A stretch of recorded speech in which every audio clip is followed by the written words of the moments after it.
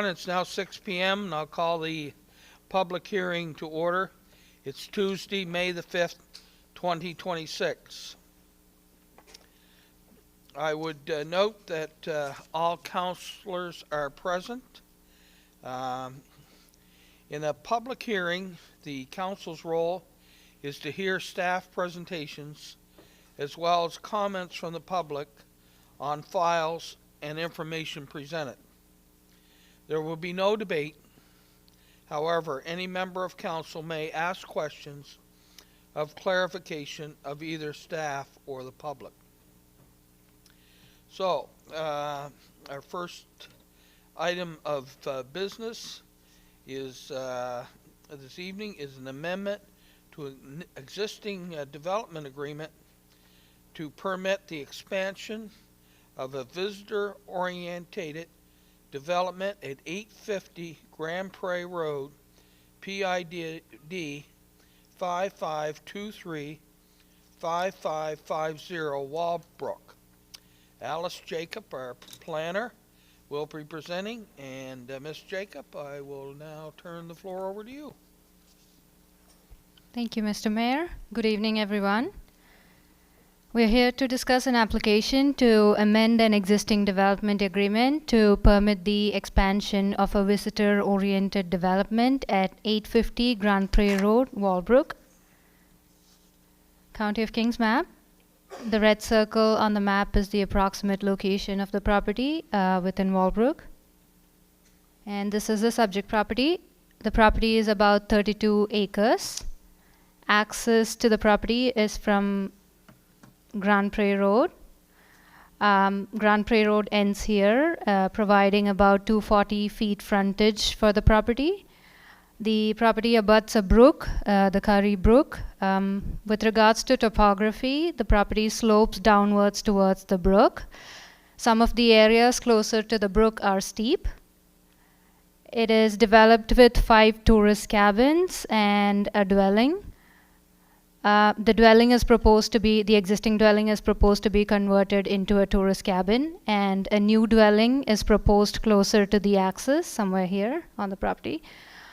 With regards to the surrounding properties, this property to the north and the ones to the east and to the south are mostly undeveloped.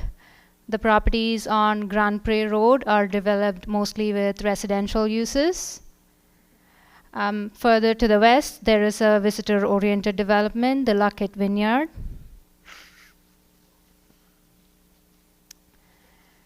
So the subject property is located within the resource zone, the N1 zone, within the resource designation. The N1 zone permits tourist commercial uses, but tourist commercial uses are limited to a maximum of 2 cabins accessory to a dwelling. So initially, the applicant, the property owner, established the tourist commercial use through as-of-right development options. In 2022, they entered into a development agreement with the municipality to permit more than 2 cabins on the property. So the existing development agreement permits up to 10 tourist cabins, and it also permits other underlying uses within the zone. And now the property owner is requesting an amendment to the DA to increase the number of cabins from 10 to 20. They are also proposing additional uses such as campsites. Campsites are not a permitted use within the N1 zone, and it will have to be enabled through the DA. The proposal is for a maximum of 40 campsites, 20 for RVs and 20 for tents.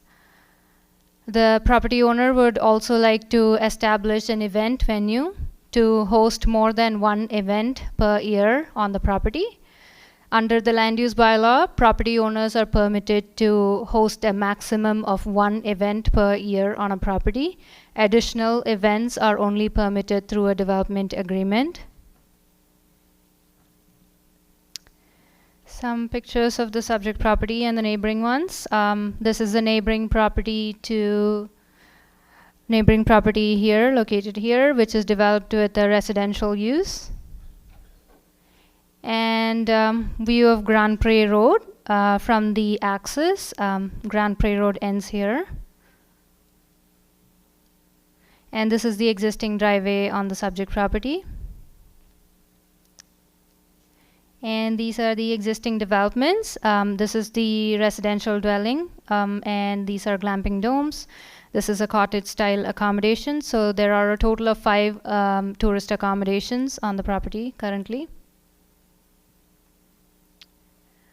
And this is the area located here, which is proposed for the campsites. With regards to public consultation, the main concern we received was regarding hunting.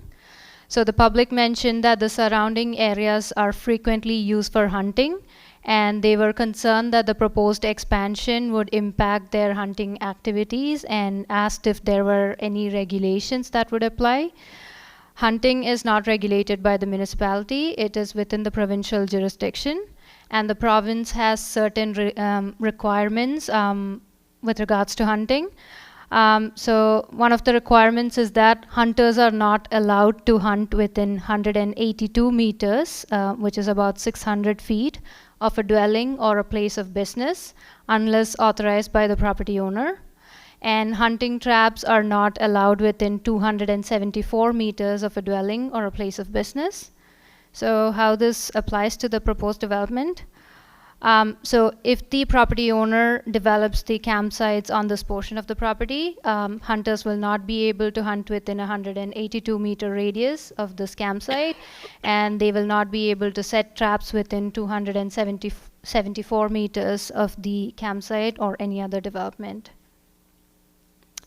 So the requirement would apply even if the applicant does not go through a development agreement and chooses to develop any of the as of right options on the property, on this portion of the property. The other questions were regarding the types of events and the number of events. The applicant intends to have events like weddings, birthdays, and retirement parties.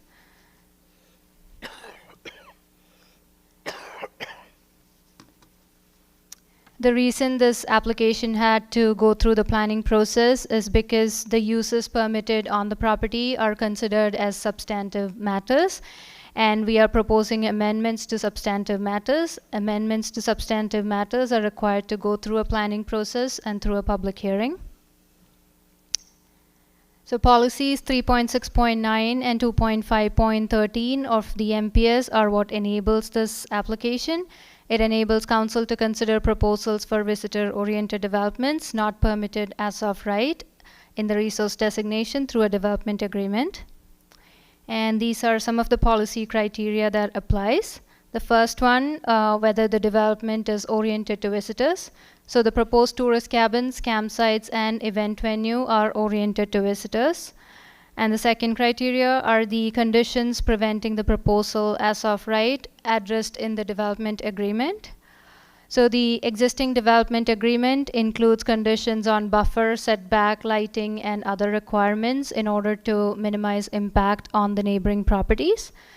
Through the proposed amendments, we would be replacing some of these existing conditions for clarity, and we are also introducing additional conditions for the event venue. In order to control the location, noise, and hours of operation to minimize further impact on the neighborhood. Third one, are the site facilities adequately buffered or separated from surrounding dwellings? We are requiring a 60 feet buffer from all lot boundaries. No development would be permitted within the buffer. The exception would be walking trails and other underlying uses. The underlying uses would still have to meet the setback requirements of the zone. And does the property have an appropriate lot area to accommodate the proposed use, required structures, and infrastructure? The property is about 32 acres. Staff are of the opinion that it can comfortably accommodate the proposed uses, associated structures, and infrastructure. And the last one, does it meet the general criteria? It does meet the general criteria, so we looked into various aspects such as the proposal's consistency with the municipal planning strategy, the compatibility with surrounding uses, financial impacts, adequacy of fire protection services, adequacy of sewer and water services, and the other aspects that are on the slide. The proposal was found to be consistent with the relevant criteria. And this is a summary of the amendments proposed.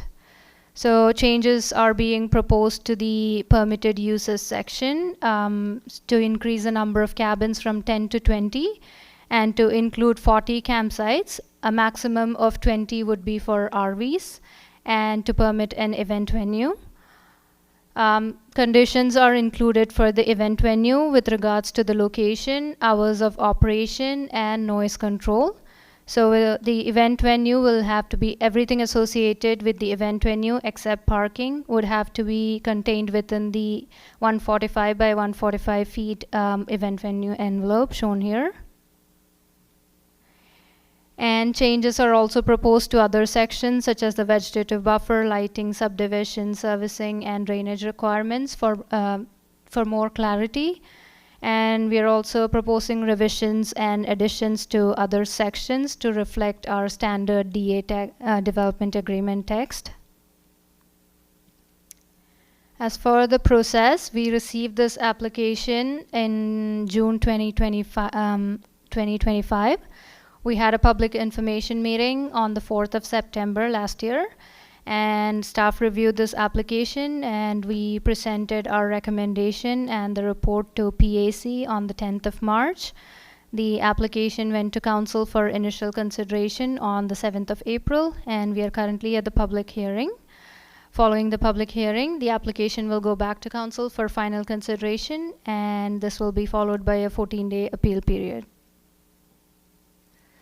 That concludes the presentation. I pass it back to Chair for comments from public. Thank you. Thank you, Alice.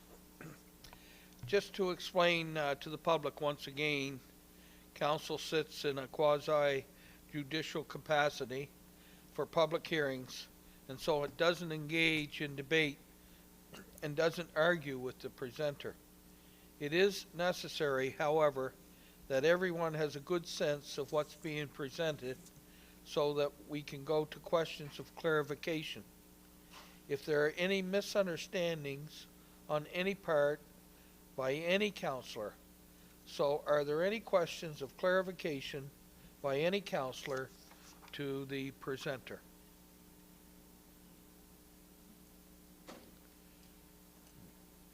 No.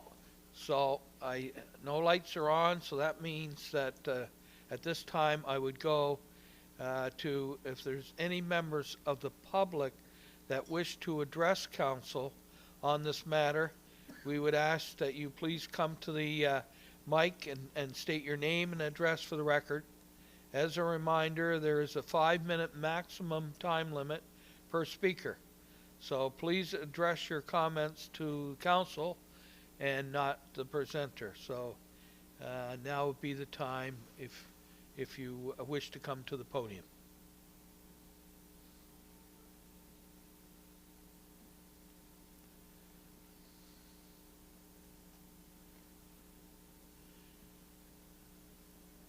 Okay, I thank you, Ms. Jacob, for your presentation, and we'll move on to the second item on the agenda. This is an application to rezone a portion of 1200 Parkway Drive, PID 55479562, Port Williams, from light industrial commercial M1 zone to general commercial C1 zone to permit a daycare facility. Melissa Chunick, our planner, will be presenting. Ms. Chunick, turn the floor over to you. Thank you, Mr. Mayor. So as mentioned, my name is Melissa, and tonight's presentation is regarding a request from Jeremy Banks on behalf of Big Sky Builders, Inc. to rezone a portion of 1200 Parkway Drive in Port Williams. The proposal is to rezone a portion of the subject site from the light industrial commercial M1 zone to the general commercial C1 zone to permit a daycare facility. There is a 6,000 square foot building on the property that was constructed in 2021, and that would be purposed for the daycare facility. And so no new development is proposed at this time. Any changes to the site would include a proposed second access, a turnaround area for the daycare facility, and a garden area. The portion of the property that would remain in the light industrial commercial M1 zone would be used for future construction uses, similar to that of what the use of the property is today. So the building is currently used as an office and storage area for a construction business. So this map indicates the approximate location of the subject site within the overall context of the municipality, and so it's located on the eastern side of Port Williams. And this is an aerial image, so the entire site is outlined in red. The site is north of Cornwallis River and south of Parkway Drive. The entire property is 91,000 square feet in area with 153 feet of frontage on Parkway Drive. The portion to be rezoned is shown with the hashing on the map, and the portion would end up being 31,000 square feet in area with 93 feet of road frontage. So this map shows the zoning of the area. As mentioned, the current zoning is light industrial commercial, and Parkway Drive has a mix of the general commercial C1 zone and the light industrial commercial M1 zone with the adjacent property that was recently rezoned. As for the subject site, prior to 2010, the property was in the light industrial commercial M1 zone, and then with the Port Williams secondary plan, it was placed into the general commercial C1 zone. And then in 2022, staff received an application to rezone it back to the light industrial commercial M1 zone to allow for a storage building facility. That use did not continue, and so it's just been operating as the construction office and storage building today. So this map is the future land use designation map. The subject site is within the commercial designation and shown in red, and then the general area has a mix of agriculture designation shown with the light yellow, residential designation shown with the darker yellow, and industrial in the purple.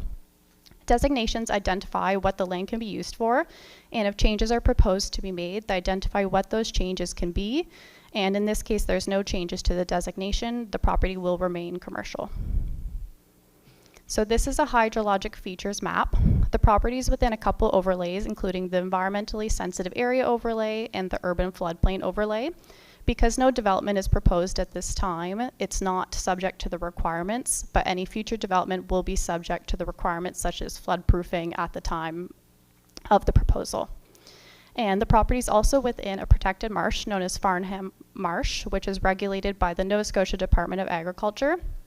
But the property and proposal is not impacted by this because the portion of the property that's proposed to be rezoned is within an area that's exempt from requiring a variance from the Department of Agriculture for development.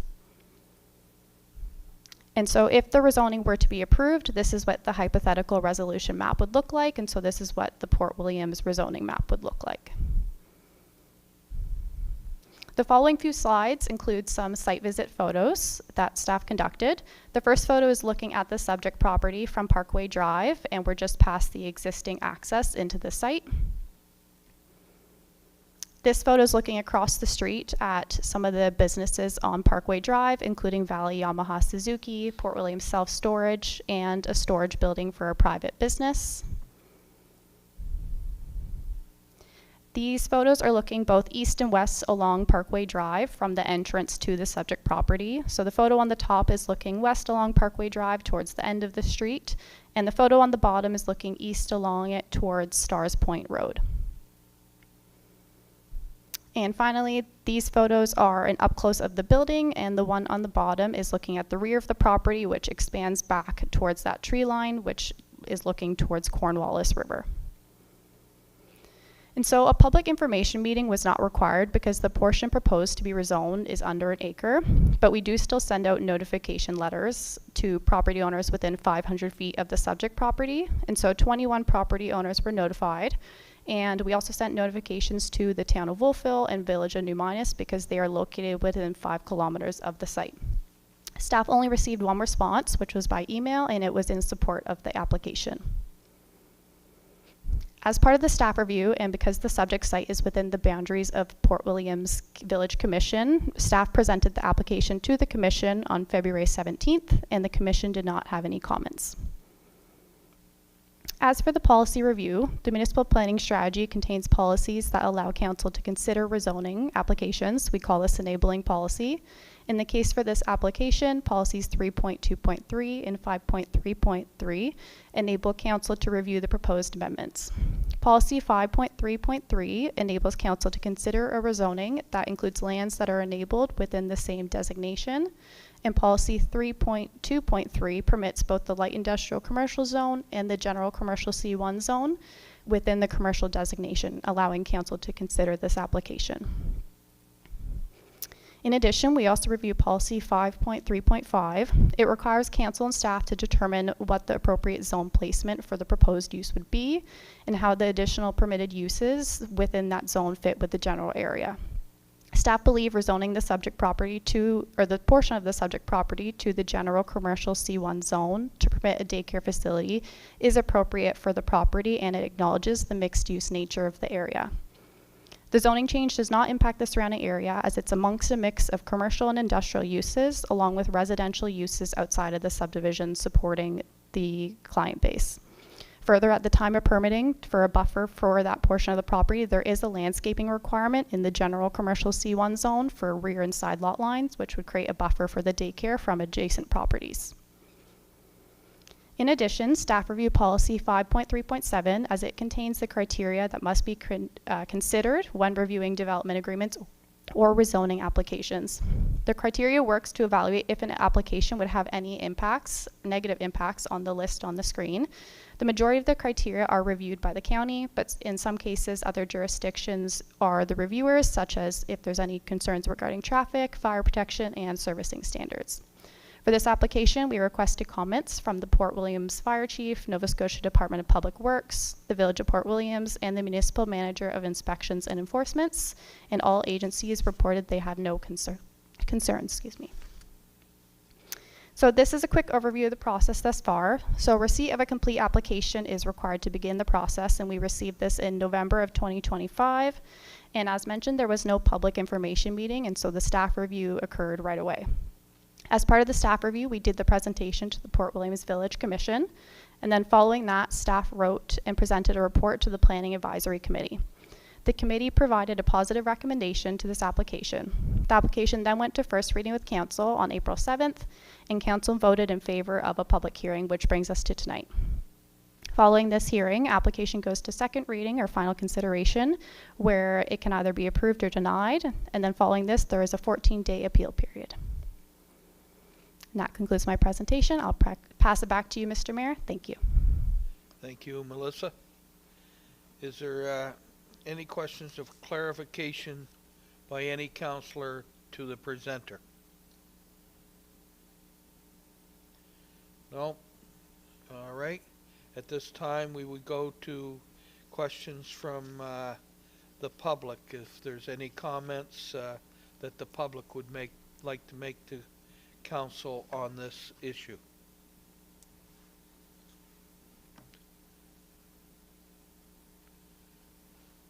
Yes, everybody realizes we got a long meeting to go.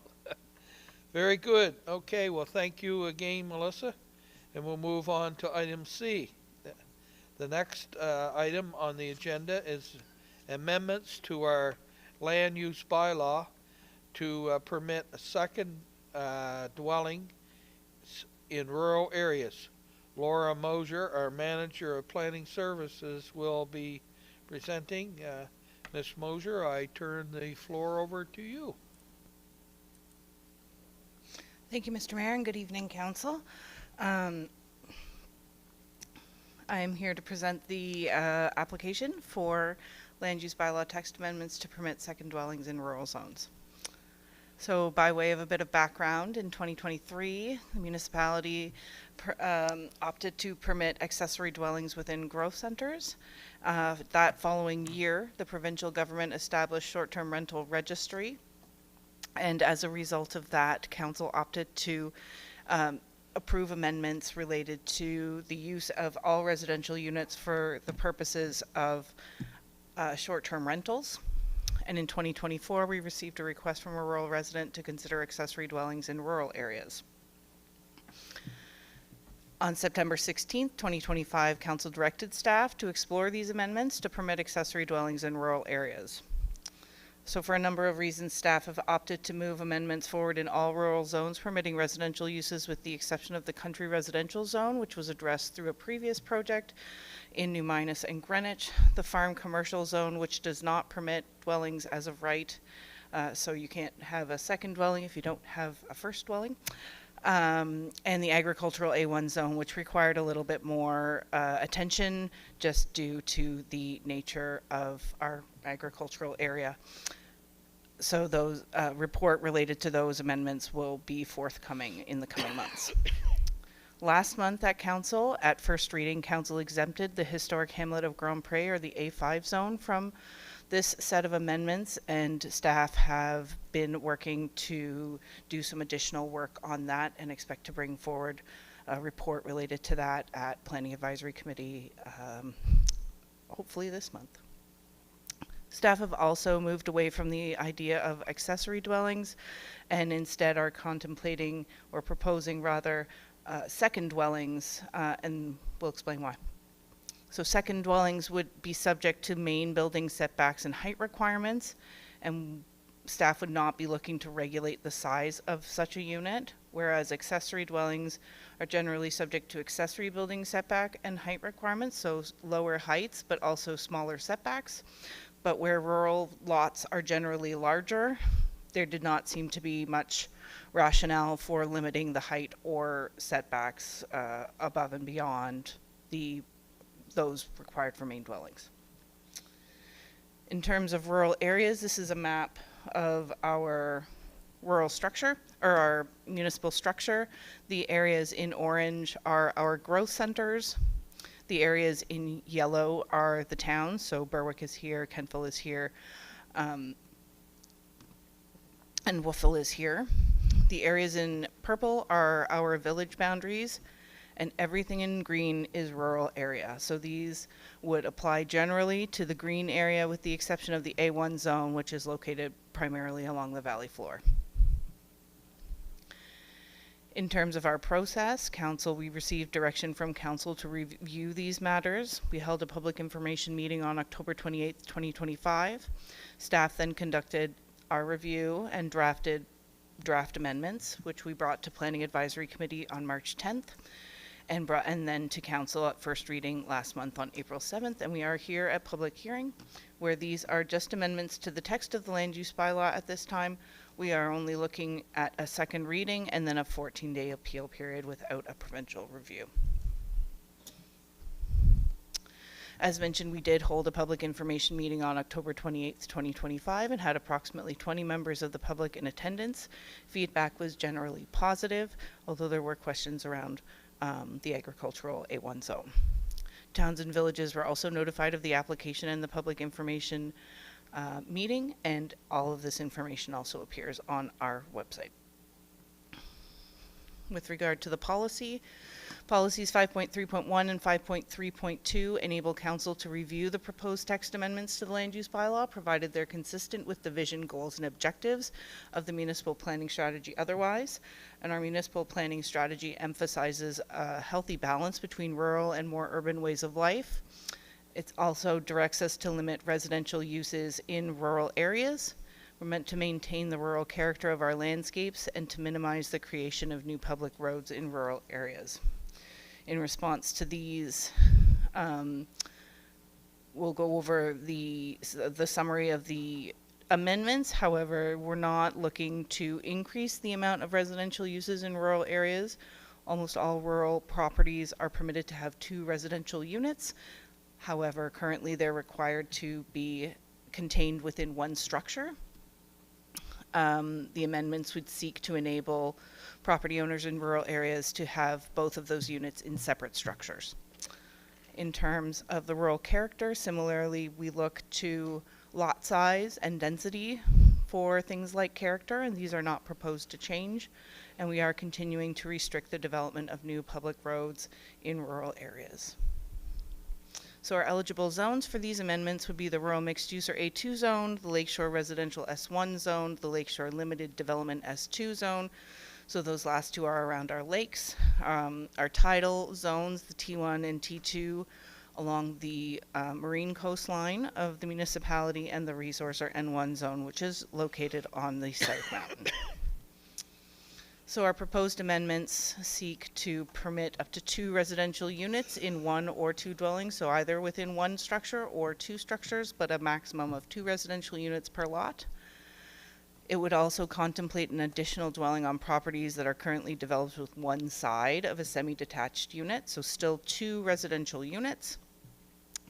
And we would be looking to also apply some lot requirements for semi-detached dwelling in the rural mixed use or A2 zone, and these would be similar to those in the A4 zone. The total number of residential units is still limited to 2 on the property, on any property, and in zones permitting the use of a recreational vehicle or a recreational cabin in place of a dwelling are also permitted to have 2 residential uses. And there were also just some housekeeping amendments to our general regulations that were proposed. All of these can be found in our public hearing report, which is in your agenda package and is posted to the website. That concludes my presentation. I'll pass it back to the mayor for questions and comments. Great, thank you, Laura. At this time, is there any member of council who has any questions of clarification to Ms. Mosier? Councillor Gates. Thank you. Through you, Mr. Mayor, to Laura. I have just 2 quick questions for clarification. Are these secondary dwellings allowed to be subdivided, and would they have to have their own on-site sewer? Through you, Mr. Mayor, to Councillor Gates, if the subdivision, if the lot requirements of the land use bylaw can be met in the given zone, then there would be no reason not to enable the subdivision. Okay. But if the lot is only just meeting those lot requirements, then those 2 units have to stay together. Okay. And with regard to septic, that is under the jurisdiction of the province. So if they have a septic system that accommodates and a qualified person indicates that it can handle the increased load, then that's fine. It can be shared or it can be separate. It's not a matter that the municipality regulates. Thank you, Laura. Thank you. Any other member of council? No? Okay, at this time, I would then go to the public, and for any comments, if any member of the public would like to come forward and have any comments, please address them to council.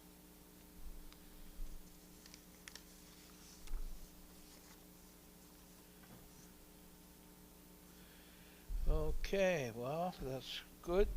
Thank you again, Laura, and I guess you're up again, and this is number D. The final item on the agenda is an application to deregister a municipal heritage property at 1108 Middle Street, PID 55036867, Port Williams. Laura Mosier, our manager of planning services, will again be presenting. Over to you, Laura. Thank you, Mr. Mayor. And now for a little bit of a change of pace from our normal public hearing items, or as in the words of Monty Python, now for something completely different. This is an application to deregister a municipal heritage property located at 1108 Middle Street in Port Williams. By way of background, this property was registered in 2010 by the previous owners, and as a fun fact, this is our very first municipal heritage property. The current owners submitted an application in 2021 to do some renovations on the property, to namely remove a porch and replace it with a window. The process followed for this somewhat minor renovation was quite lengthy and quite onerous, given the comparison to how staff would manage such a renovation in a non-heritage property. And the current owners have requested deregistration as a result of that process, but also due to the difficulties with obtaining homeowners insurance as a result of the heritage designation. By way of location, we are back in Port Williams, roughly in the location of the red circle on your screen. In terms of the property, it is located on Middle Street in Port Williams and has 75 feet of frontage with 10,600 square feet of lot area, and it is located in the residential mixed density or R3 zone. So when registering a property as a municipal heritage property, there is an assessment of the heritage value of the property, and at the time the property was assessed and deemed to be appropriate for designation due to the fact that it was owned by a Mr. McElvey, an employee of George A. Chase, the general merchant and apple exporter in Port Williams. I should point out that municipal heritage properties can be designated for any number of reasons, including architectural, but also on the basis of who lived there or who is associated with the property. And that was a big contributor to the rationale for registration. Mr. McElvey, of whom we do not know his first name, was employed by Mr. Chase, and he employed many people during the Great Depression. In terms of the architecture of the house, it does contain characteristics of the arts and crafts style with cottage and bungalow elements, although none of the elements of the house are the characteristic elements of any one of those styles. The house was also built with materials salvaged from the shipyard at the south end of Middle Street. So Middle Street runs parallel to Highway 358 and ends at Carr Street at the harbor, or the former harbor. These are photos of the property. We do see that it is a house of an older vintage. It was built in the 1930s. But in terms of its architecture, it's not overly, I wouldn't say it's terribly unique in light of the surrounding properties, which are also of a similar vintage. So this is 1104 Middle Street and 11898 Stars Point Road. And these are the properties across the street at 1103 and 1107. Remarkably, 1107 is actually a perfect example of the bungalow style, but is not registered. On the right, we see 1100 and 1096 Middle Street.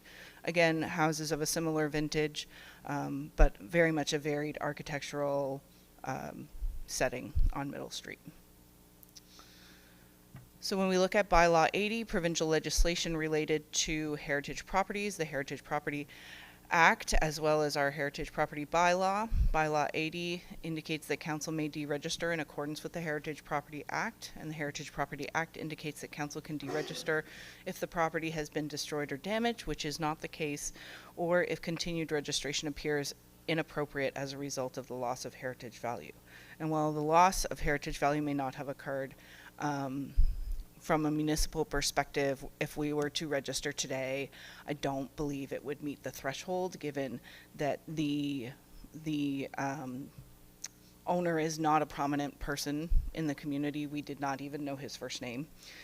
It utilized local building materials during the Depression, when likely most of those houses on that street were constructed with those same building materials from the shipyard.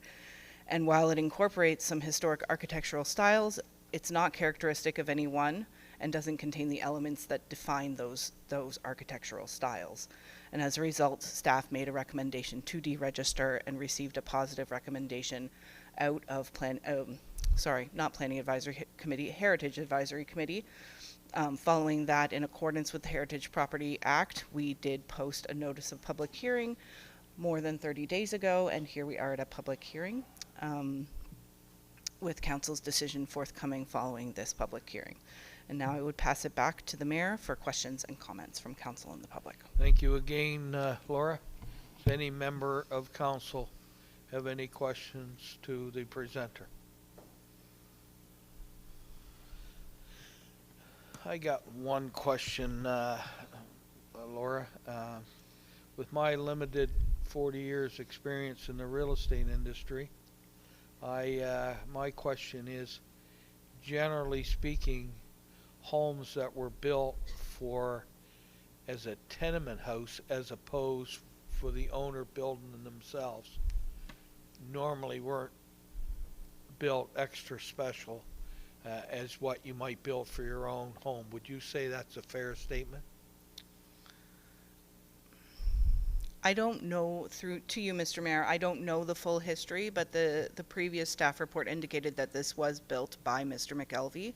It was built for himself, by himself, using the materials that he had at hand. I thought earlier in your conversation he built it for his employee. No, Mr. McElvey was an employee of George Chase, but George did not build the house, as far as we know. Okay. I misunderstood that. Okay, thank you. All right. Apologies if I was unclear. No other members of council, so at this time I would ask if there's any member of the public who has any comments on this.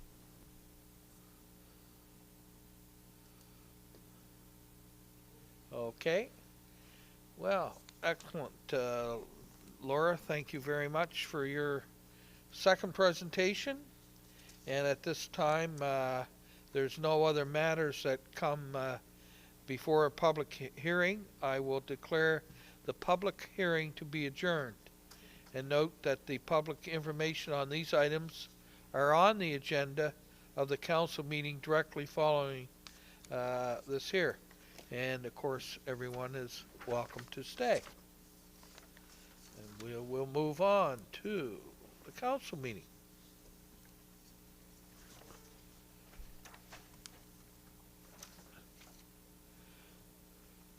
So again, I'd like to welcome everyone and call the council meeting of Tuesday, May the 5th, 2026 to order, and declare that all members of council are present. At this time, I would now read the land acknowledgement. The municipality of the County of Kings is in Mi'kma'ki, the ancestral, unceded, and current territory of the Mi'kmaq peoples. The municipality of the County of Kings is a neighbor to Annapolis Valley First Nation and Glooscap First Nation, as well as a diverse urban and rural indigenous population. We are all treaty people and commit to upholding the peace and friendship treaties and working towards reconciliation in all areas of the municipality. My second item I would like to note, Council, that today is Red Dress Day, and I would like to read the following statement. Today is Red Dress Day, the National Day of Awareness for missing and murdered Indigenous women, girls, two-spirit, transgender, and gender-diverse people. The municipality has a display here in our lobby until May 14th, honoring several Mi'kmaq women from Nova Scotia who lost their lives too soon. We welcome all to read their stories and help raise awareness of this ongoing crisis facing Indigenous communities across Canada. We remember those taken and hold a place for the families and the loved ones left behind. And one other item I would like to mention before we go on to the agenda, Council. I had the honor of hosting the High Commissioner of Barbados today here at Council Chambers, Clive Clark from Barbados, and this was the second time Commissioner Clark had been to Kings County. He was proud to come to Nova Scotia for a few days and wanted to come to Kings County again. He's touring a farm in Grafton, and we presented him with a Dick Killam print, a former councillor here, and also a certificate on his for his arrival, and wished him the best in his visit, and suggested that the next time I meet him it would be on his turf, maybe in January and February in Barbados. Anyway, I don't know if I can get that through the budget or not. Probably not. Yeah, I didn't think so. Anyway, We do have an agenda in front of you, council. Is there any additions anybody would like to make to the agenda? No? Would somebody like to move the approval of the agenda? Moved by Deputy Mayor McPherson, second by Councilor Gates. All those in favor or against, please vote accordingly.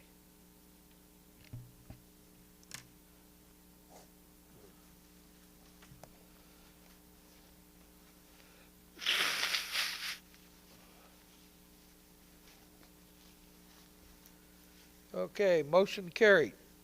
At this time, is there any counselor who would like to declare a conflict of interest on any of the items that we are going to discuss this evening? No? Okay, we'll move on to approval of the minutes. April the 1st, 2026 Special Council Budget Meeting. Did anyone notice any errors or omissions in those minutes? No? Would somebody like to move the approval of those?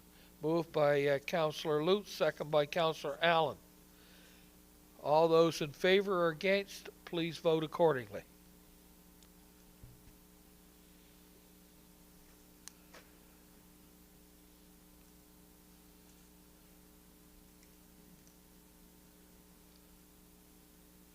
Motion carried. Now we'll go on to April the 7th, 2026. Did anyone see any errors or omissions in those minutes? No. Okay, do we have a mover and a seconder, please? Moved by Councilor Peckford, second by Councilor Hiltz. All those in favor or against, please vote accordingly.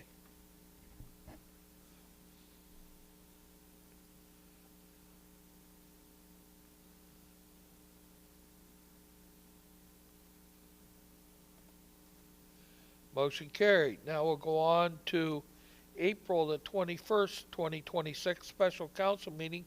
Did anyone see any errors or omissions in those minutes? Councilor Lutz.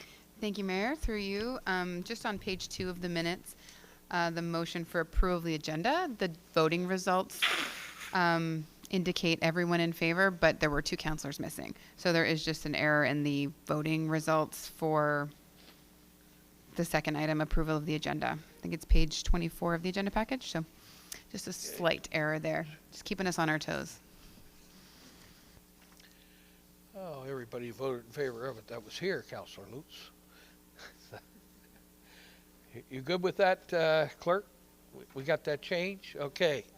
Would somebody like to move the move that with that one change? Moved by Councilor Allen, second by Councilor Sappington. All those in favor or against, please vote accordingly.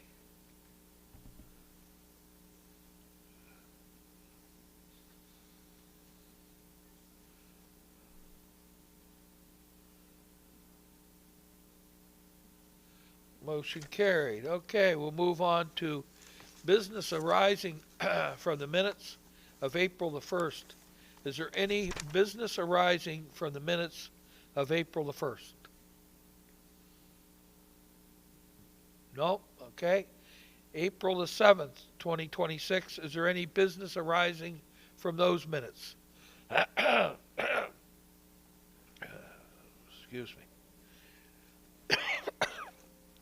April the 21st, 2026. Is there any business arising from them? Thank you. Okay. We shall now move on to number 6. Planning Advisory Committee recommendations to be read by Councilor Lutz, Chair of our PAC, and the first one is 6A, application for a development agreement in Halls Harbour. Councilor Lutz. Thank you, Mayor. The motion reads that Municipal Council give initial consideration to and hold a public hearing regarding entering into a development agreement to convert an existing building into a 1-unit dwelling at 1138 West Halls Harbour Road, PID 55041073 Halls Harbour, which is substantively the same, save for minor differences in form, as the draft set out in Appendix D of the report dated April 14th, 2026. I so move. Okay. I have a seconder, second by Councillor Hiltz. Okay, any further discussion?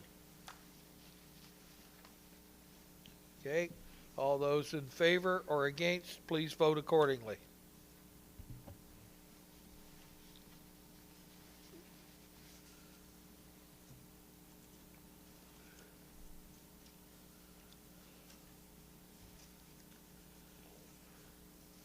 Councillor Best, yeah, you voted for?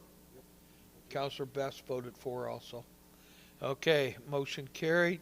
Move on to 6B, application to amend existing development agreement in Wallbrook, file 25-18, Councillor Lutz. Thank you, Mayor. The motion reads, the Municipal Council give final consideration to approve the amending development, I think it should read amended. That Municipal Council give, am I reading? Oh, okay, I'm reading the same one.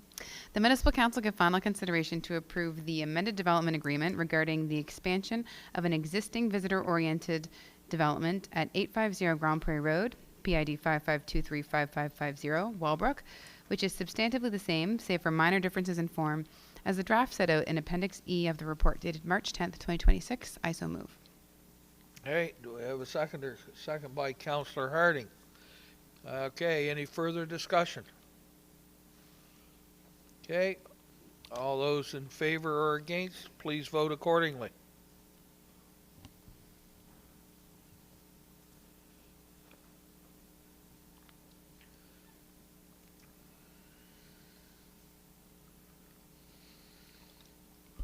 Motion carried. Okay, we'll move on to 6C.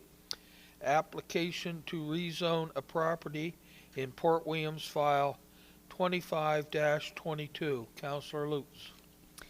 Thank you, Mayor. The motion reads, the Municipal Council gives second reading to the application to rezone a portion of 1200 Parkway Drive, PID 55479562, Port Williams, from the light industrial commercial M1 zone to the general commercial C1 zone, as described in Appendix C of the report dated March 10th, 2026. I so move.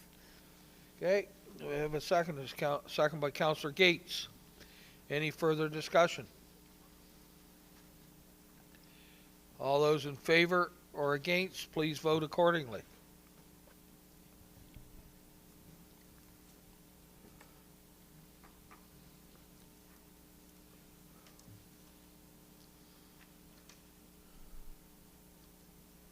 Motion carried. Item 6D, application to amend the text of land use bylaw to permit second dwellings in rural areas and associated amendments, file P24-01, Councillor Lutz. Thank you, Mayor. The motion reads that Municipal Council give second reading regarding amendments to the land use bylaw to permit the development of second dwellings in rural areas where residential uses are permitted, except for the rural commercial C4 zone, agricultural A1 zone, farm commercial A3 zone, country residential A4 zone, and historic hamlet of Grand Prairie A5 zone, as described in the report dated March 10th, 2026. I so move. Okay, I have a seconder. Second by Councillor Harding. Any further discussion? Okay, all those in favor or against, please vote accordingly.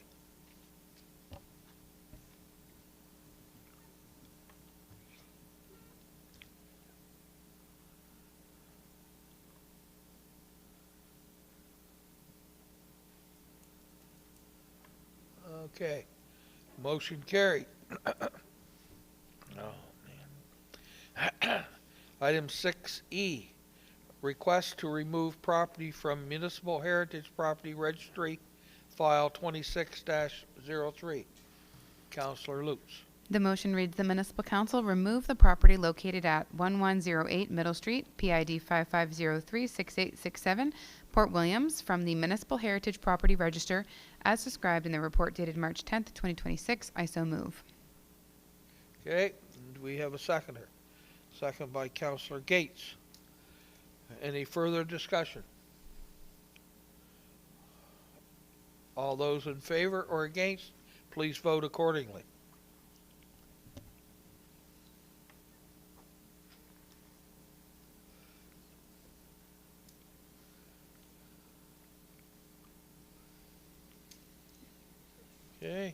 Thank you, Councilor Lutz. And your next public hearing is?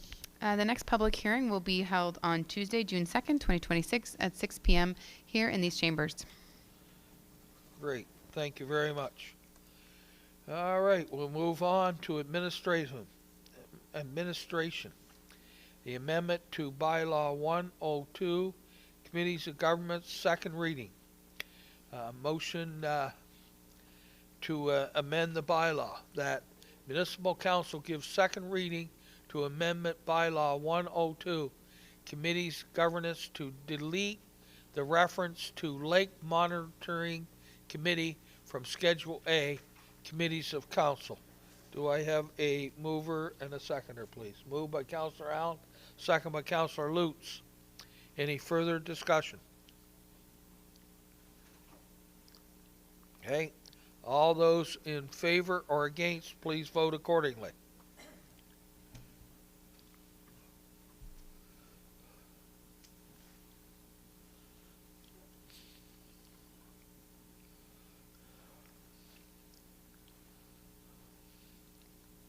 Motion carried.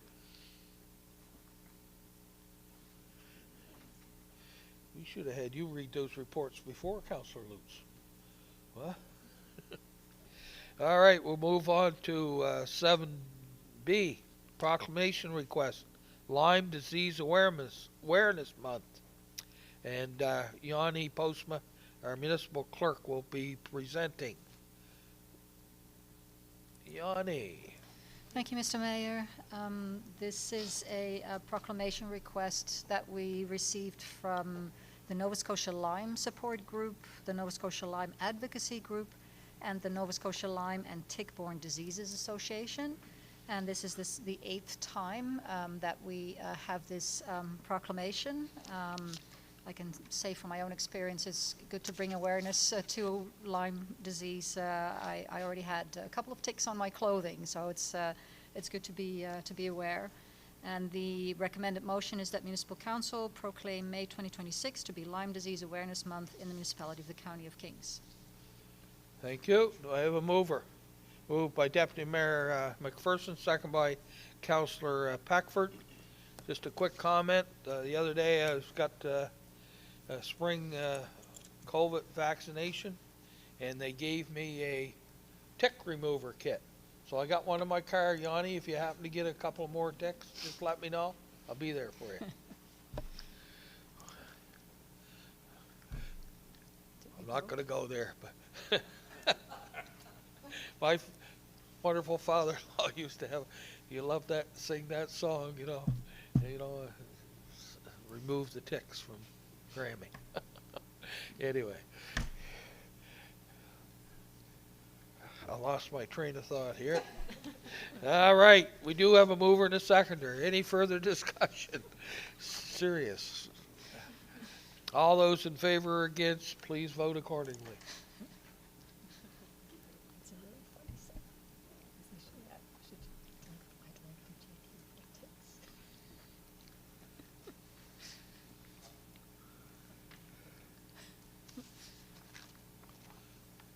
Motion carried. Council Committee of the Whole meetings in August 2026.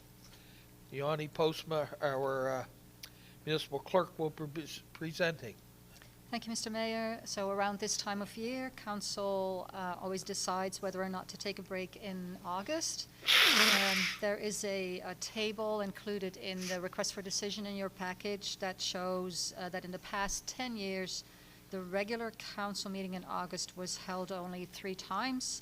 There were no committee of the whole meetings held in August in the past 10 years.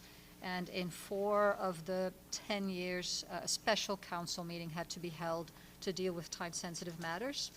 The recommended motion is that Municipal Council and Committee of the Whole meetings not be held in August 2026 unless required for urgent and pressing matters. Okay, do we have a mover and a seconder? Moved by Councillor Best, second by Councillor Harding. Any further discussion? I would just remind Council and for the public too that are listening that if it's required to have a meeting, we can call a meeting on fairly short notice. So just let you know if there's something urgent, we will not let it go without addressing it. Okay, we have a mover and a seconder. All those in favor or against, please vote accordingly.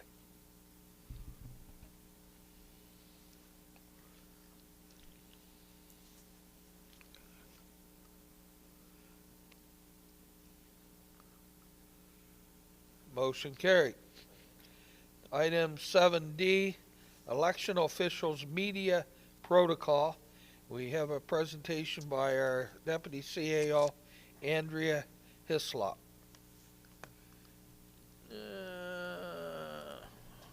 Mrs. Hislop. Thank you, Mr. Mayor, and good evening, Council. So tonight, I'm just going to do a quick presentation on media protocols for elected officials. It's just been some time since this was covered during orientation, so just wanted to provide you with a refresher. So that's the intent for tonight, to be able to provide Municipal Council with a refresher on the current policies and regulations relating to communication. So you may know that we have a communications policy, COM 02005, and that policy establishes standards to support clear, effective, timely, and consistent communication. Contained within the policies are two provisions that relate to members of councils for media inquiries. The first is that all media inquiries received by members of council shall be referred to the mayor for direction. And the second is that the mayor is the default spokesperson for all media inquiries regarding council members, unless another member of council has been designated.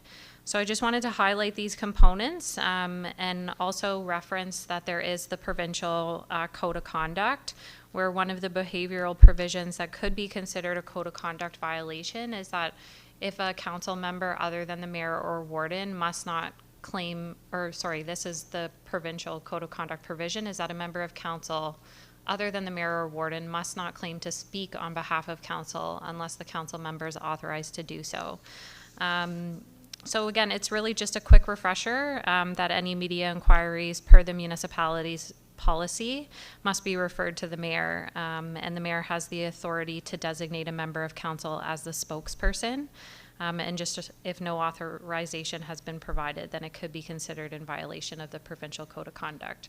This is just a proactive measure,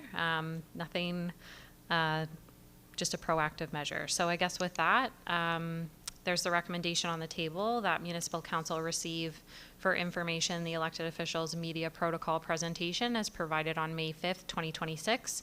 And I'm happy to take any questions. I'll pass it back to you, Mr. Mayor. Thank you. Any questions to the Deputy CAO? Okay, I will make one quick comment, Deputy CAO.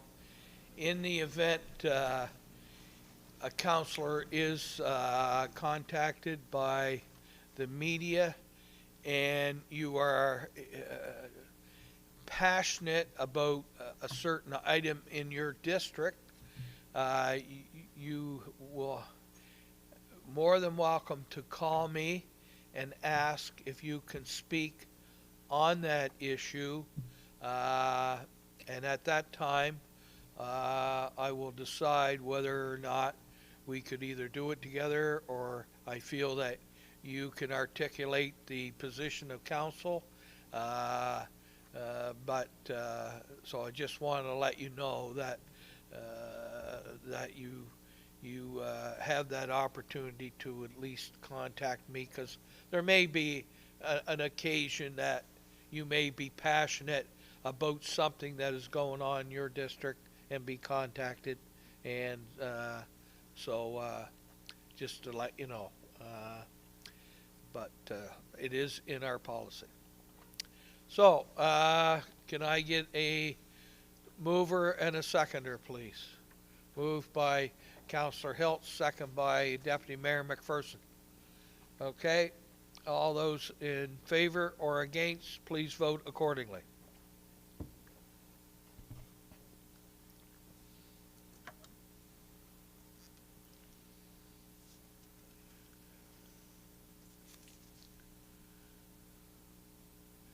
Motion carried. Okay, we'll move on to item 8, Engineering and Public Works Policy EPW-001.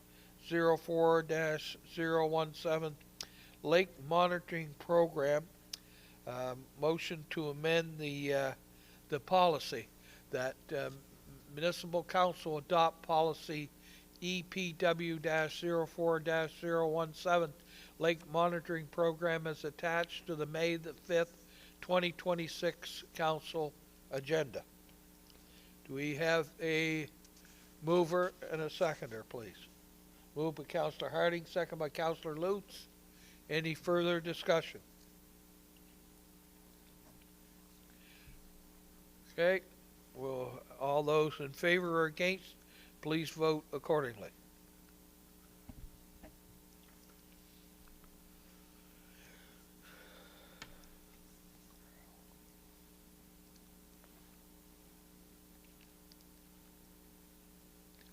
Motion carried. Okay, item 8B, cost sharing agreement for paved shoulders on South Bishop Road, Coldbrook. Ashley Booker, our Trails, Parks, and Active Transportation Coordinator, will be presenting. Ashley, we'll get your mic on there for you. There you go. Thank you, Mayor. Good evening, Mayor and members of Council. This evening, I'm presenting on a proposed active transportation project for South Bishop Road and seeking Council direction for the CAO to enter a cost-sharing agreement with the province for the installation of paved shoulders. As a little bit of background on the project, so active transportation improvements on provincial roads are largely dependent on provincial paving schedules. And it's important to note that municipalities do not have input on which provincial roads are selected for repaving.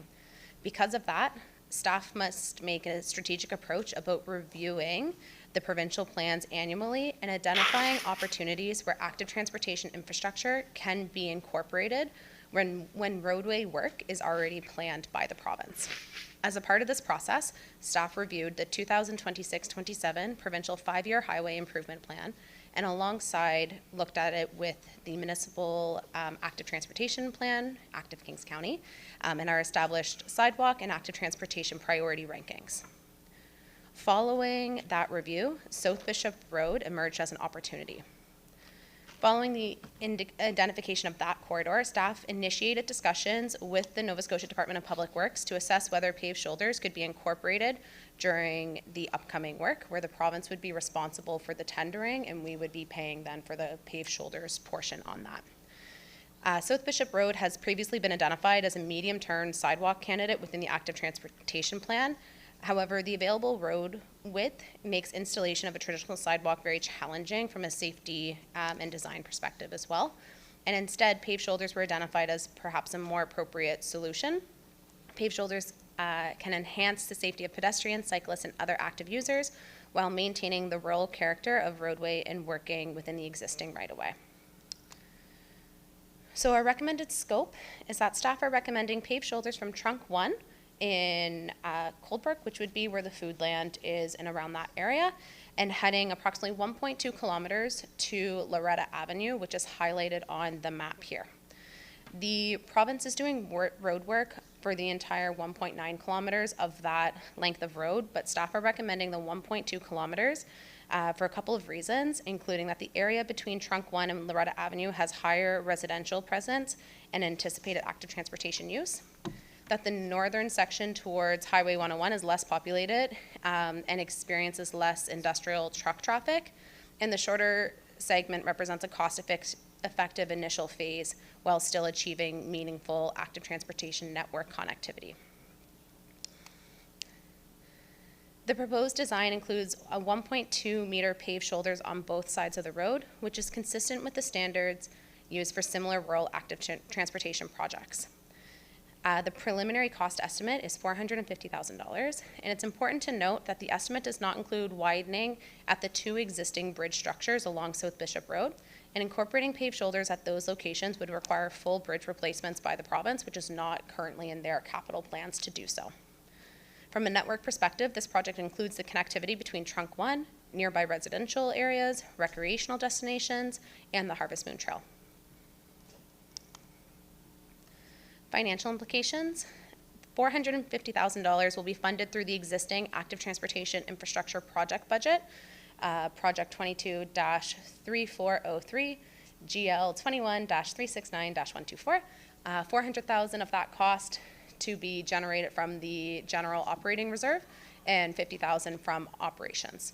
And the overall budget is within the approved budget that you all passed not too long ago. This project supports the strong communities pillar within your strategic plan. And in terms of engagement, we heard community connectedness was identified throughout the development of the active transportation plan. And we have had requests from community regarding supporting AT improvements along South Bishop Road as well. And the recommendation is on the screen that Municipal Council direct the CAO to enter in a cost-sharing agreement with the province of Nova Scotia for 1.2 kilometers of paved shoulders on South Bishop Road, Coldbrook, as outlined in the May 5th, 2026 request for decisions, and I would be happy to take any questions that may arise. Great, thank you, Ashley. Any member of council have any questions to Ashley on her presentation? Deputy Mayor McPherson. Thank you, Mr. Mayor. Through you, Ashley, I just want to clarify that our preference evidently would be to build a sidewalk there because it is a busy area and it leads to some recreational facilities. Unfortunately, am I correct in saying that we cannot do that because it is too narrow to permit sidewalks to be there, and therefore this is our next best option?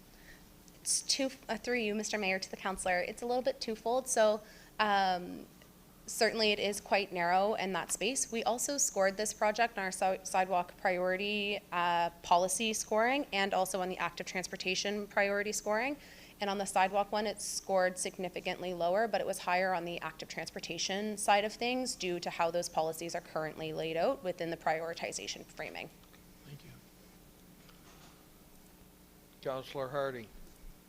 Through you, Mr. Mayor, I think it's a great project.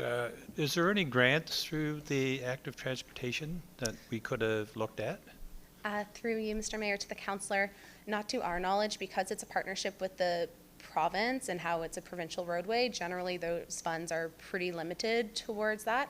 And I'm unaware at this time of other projects that would enable that. Great. Okay. So we have a motion in front of you, Council. Do we have a mover and a second? Moved by Councillor Best, second by Councillor Sappington. Any further discussion? Okay, all those in favor or against, please vote accordingly.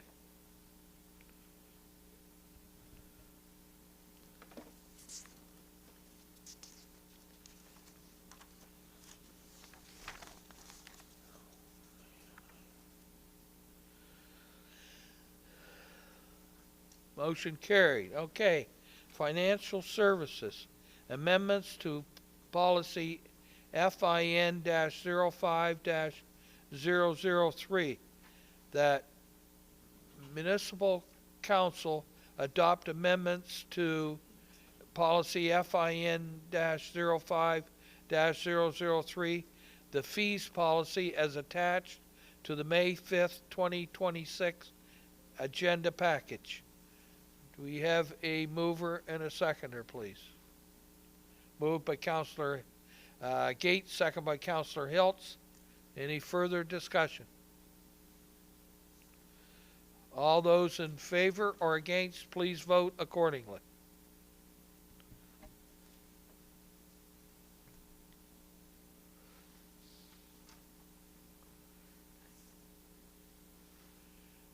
Councillor Lutz, you really know how to clean out a room, eh?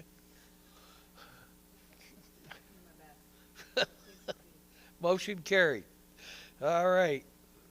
Item 9B, amendments policy to FIN-05-026, tax exemption for a non-profit organization.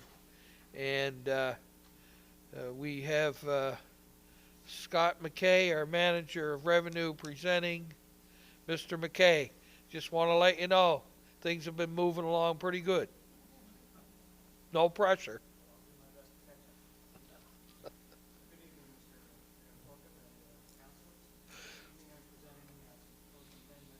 policy FIN 05-026, tax exemption for nonprofit organizations. So each year in March, following the application deadline on the 28th of February, municipal staff review submitted applications for inclusion in the policy, and we bring them to council in the form of an amendment to the policy. The amendment would be to exempt submitted properties from property taxes based on the terms of the policy.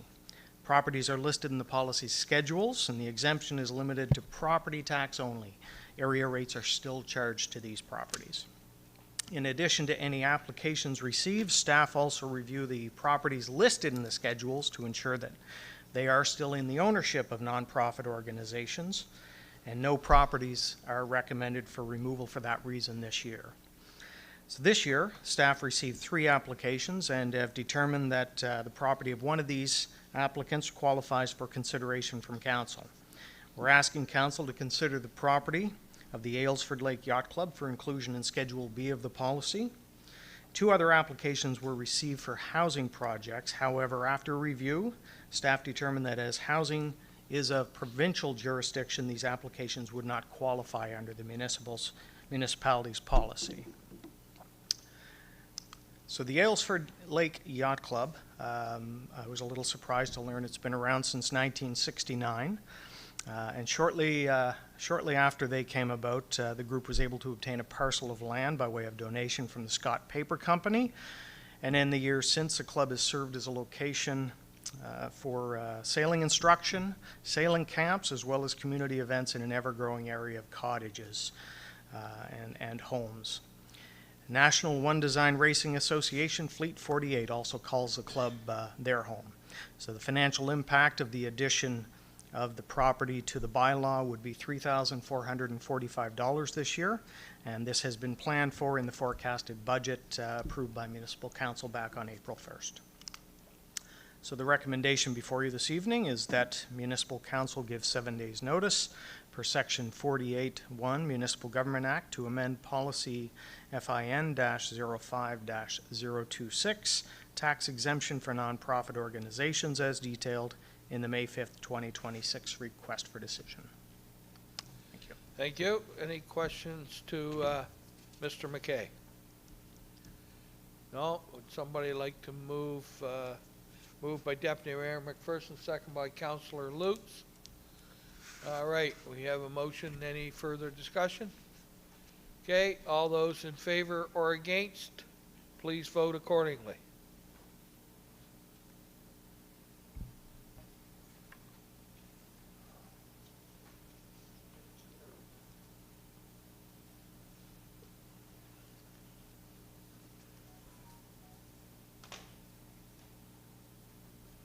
Motion carried.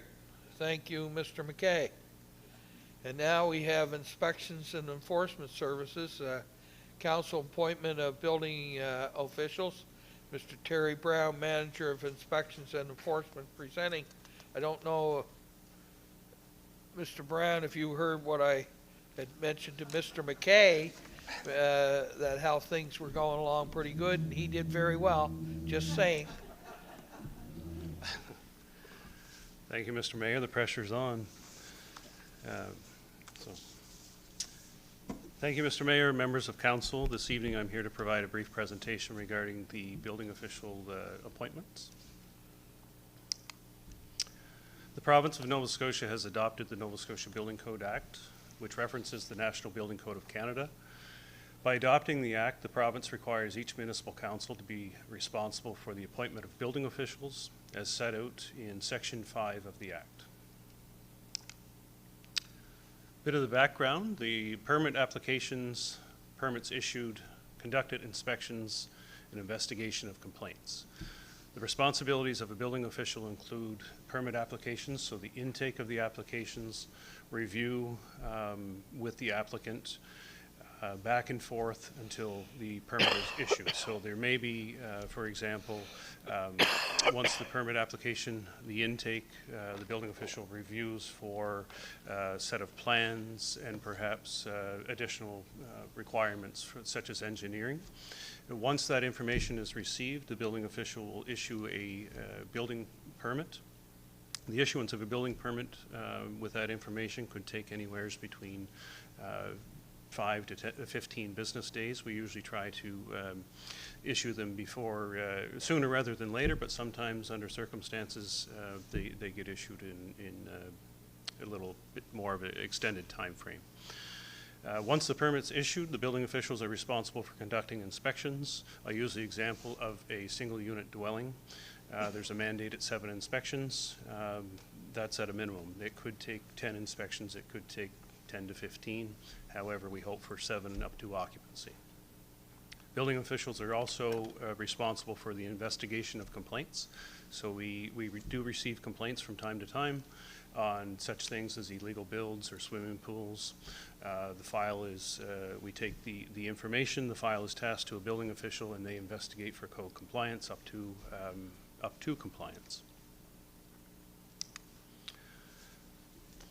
Over the past number of years, we recognize the fact that our building inspection requirements, we were faced with a lot of applications. We were faced with inspections over the last number of years that were certainly elevated. And we had to recognize what is our succession plan. Building officials were extremely hard to come by in the last number of years when things were elevated. We were either recruiting from other municipalities or municipalities were recruiting from us. There was a lack of building officials. So we identified those issues, and we decided that we would ask for approval through our council at that time for what we referred to as assistant building officials. Halifax Regional has had an assistant building official program put in place for a number of years that had worked quite well. So we kind of mimicked that program, and we advertised for assistant building officials. We had a number of applicants that we recruited from the trades field.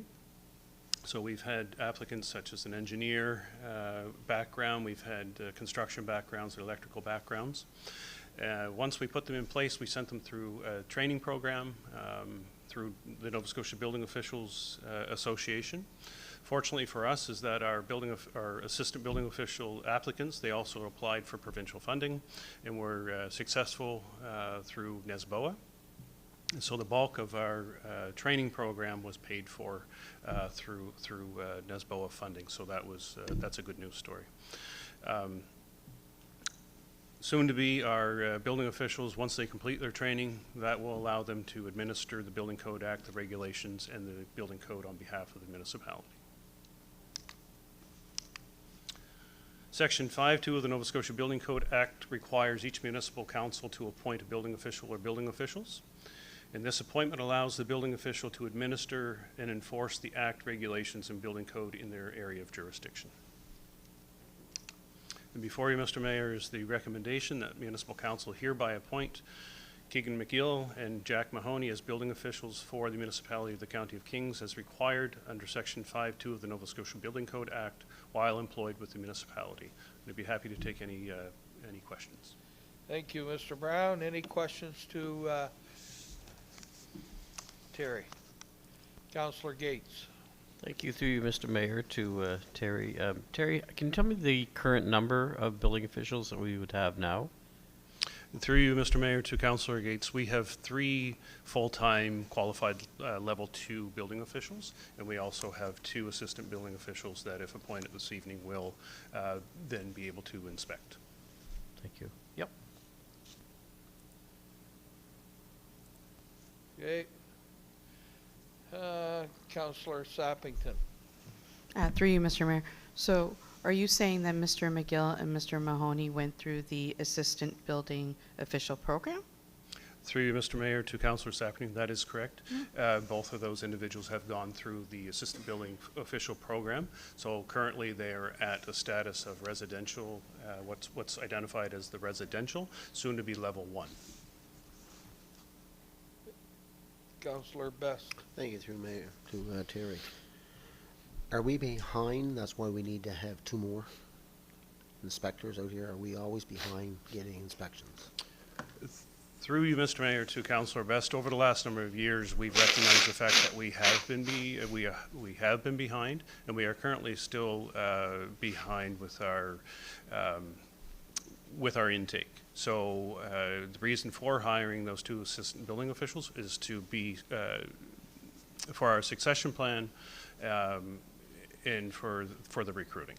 So our busy time is coming, and so with that, yes, we are certainly in need of these assistant building officials.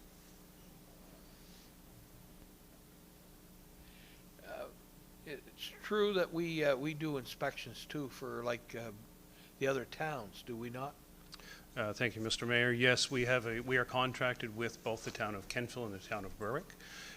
We've been contracted with them since 1993, I think, is the year, and yes, we conduct those inspections for both the towns. So now, would that be on a break-even basis? Is that how it works? I'd have to look toward our Director of Finance, or at least provide an answer to you at another time. But yes, it would be more of a break even. There is a formula put in place through that agreement that we are continuing to review. Well, it's always good to work with our neighbors. Councillor Gates. Thank you. Through you, Mr. Mayor. One more quick question, Terry. Do we have a time frame that we look to try to get to a response to a request for a building inspector? Are you aiming for like a 24-hour or 3-day building? Through you, Mr. Mayor, to Councillor Gates, just for clarity, as far as if somebody calls for an inspection, our time frame as to when to respond? Yeah.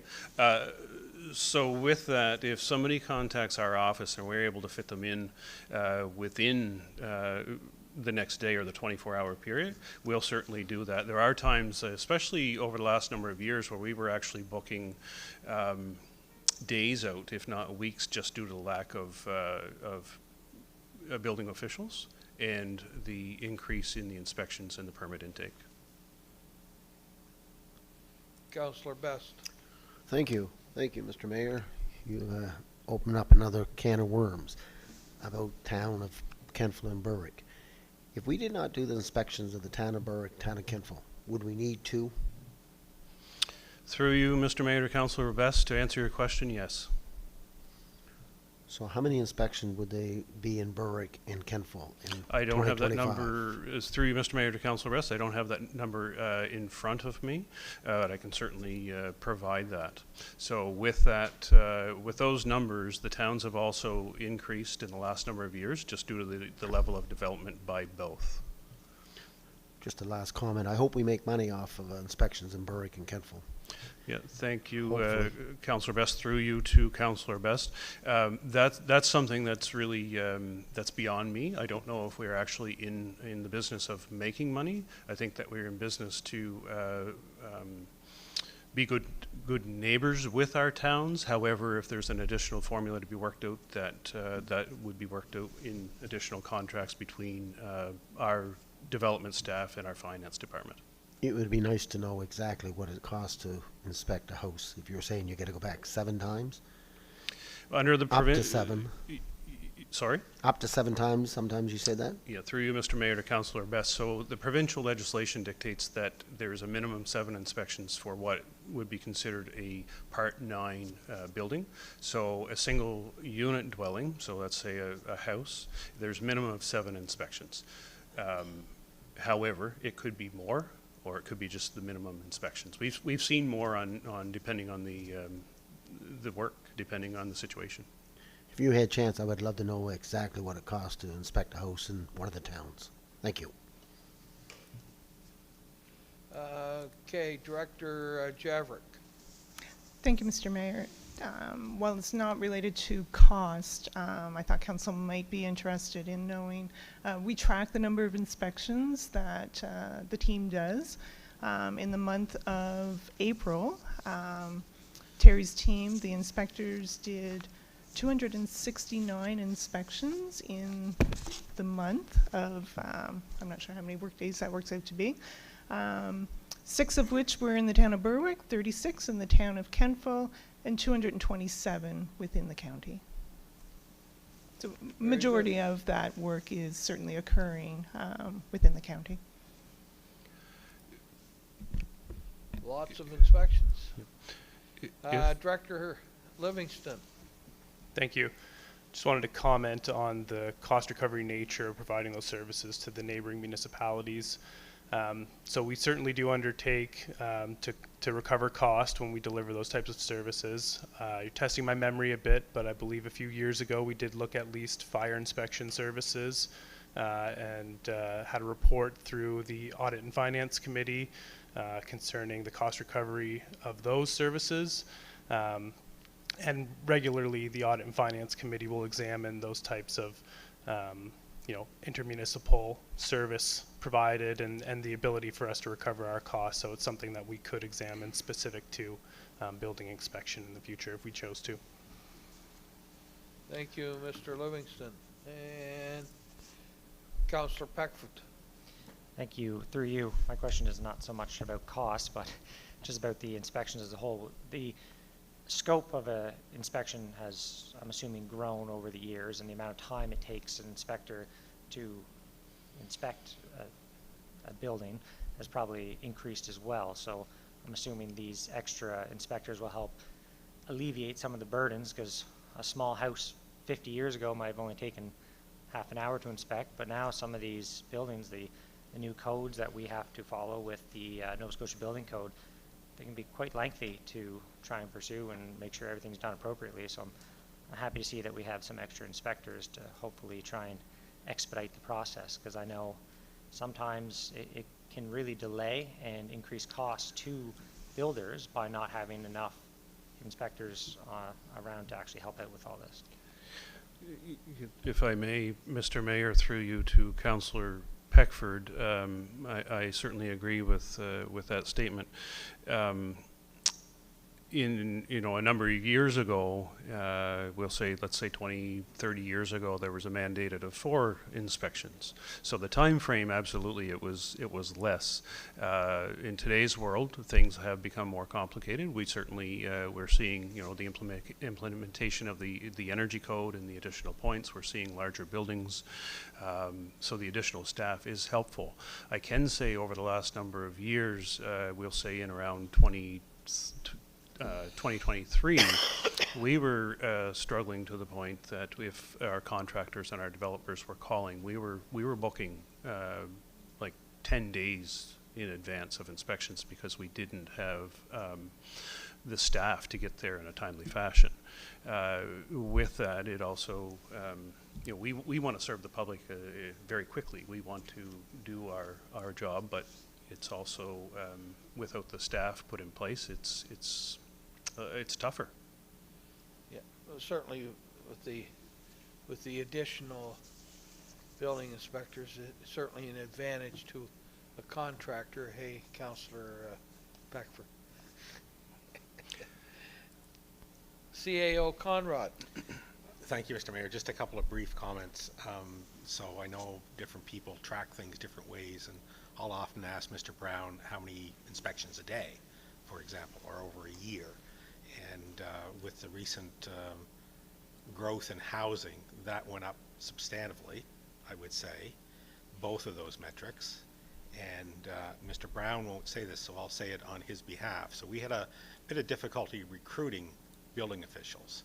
So it's Manager Brown's idea to come up with an assistant building official program so that we could bring people in, train them, and keep them here so that we could address the problems as Councillor Peckford is saying. So I know at times, 7, 8 inspections, but at times I've heard 12 or 13 per day.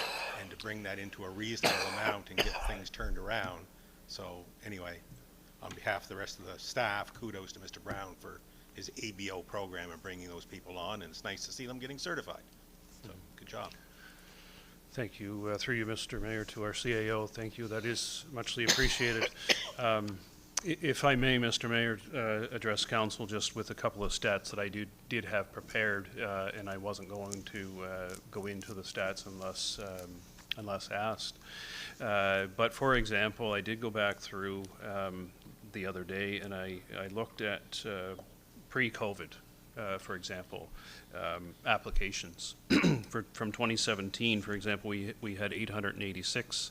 2018, we had 691. In 2019, we had 918. So those applications, if we are looking at 3 inspectors, averaged out to be 832 per inspector over that 3-year window. From 23 to 25, in 2023 we had 1,063 applications go through the municipality. In 24 we had 1,095, and in 2025 we had 1,016. If we were looking at our just with our 3 full-time building officials, if we averaged those, it would equal out to be, so we have an average of 1,058 per year over that period, and application per year would have been 353 per inspector to process. The number of inspections in 2020, for example, the number of inspections in 2023, 3,552, in 24, 3,819, in 2025, 3,524. So when you're working with 3 inspectors, that is a significant increase and workload on those staff. So we are very appreciative of what Council has provided us with the funding model. The ABOs and the program, the funding through NASBOA, and to put the municipality of Kings and our developers at the forefront so that we can assist and move things forward in operations. Thank you. I know their office is just down from my office, and I can tell you they're not sitting on their hands in there. They're busy, and I would like to echo the CAO's comments. Mr. Brown, that was good on your part to come up with this idea of an assistant inspector. That's a great suggestion. Councillor Sappington. Thank you, Mr. Mayor. Through you. Do we prioritize inspections for the county before the towns? Thank you, Mr. Mayor. Through you to Councillor Sappington. Not necessarily, and due to the fact that inspections may come in from the towns before they actually do the municipality, and we also have our inspectors, and we look at districts and jurisdiction. So there's usually not a need for prioritizing. Yeah. Okay. All right. I think we can move on to this here. That Municipal Council hereby appoint Keegan McGill and Jack Mahoney as building officials for the municipality of the County of Kings as required under Section 5(2) of the Nova Scotia Building Code Act while employed with the municipality. Do I have a mover and a seconder? Moved by Councillor Best, second by Councillor Gates. Any further discussion? All those in favor or against, please vote accordingly.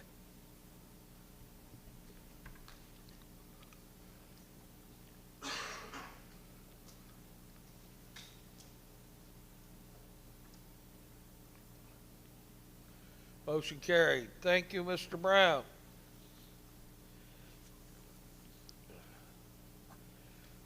All right, we'll move on to Committee of the Whole recommendations that are included in the agenda package. First one is 11A, renewal of J-Class Roads cost-sharing agreement.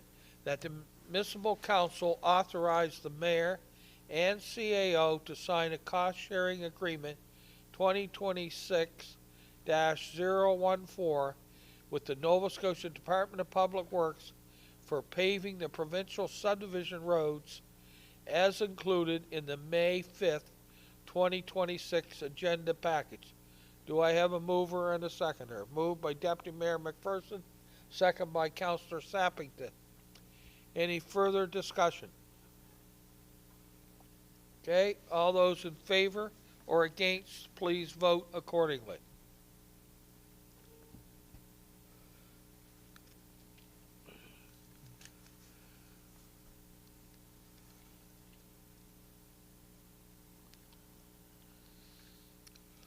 Motion carried. Okay, we'll move on to 11B. Exploration of a Kings County exhibition. That municipal council support the development of an agricultural exhibition style facility in Kings County and endorse a fundraising partnership approach similar to the model being advanced for the regional recreation facility to advance this initiative, with this taking place upon the completion of the regional recreation facility. Do I have a mover? Moved by Councilor Gates, second by Councilor Peckford. Any further discussion? Councilor Best. Thank you. I really appreciate the opportunity to speak on this again tonight. And I'm very pleased that last time we spoke about it, they were all in favor of this incredible thing we're trying to get going here for an exhibition. But I am not in favor of this. I did a lot of homework. Lots of people I talked to, they're not interested in waiting to raise money. I feel if we have to raise $500,000, it's going to take a long time to raise it. So have to wait until another recreation facility is built. I think we should maybe look at a non-profit organization.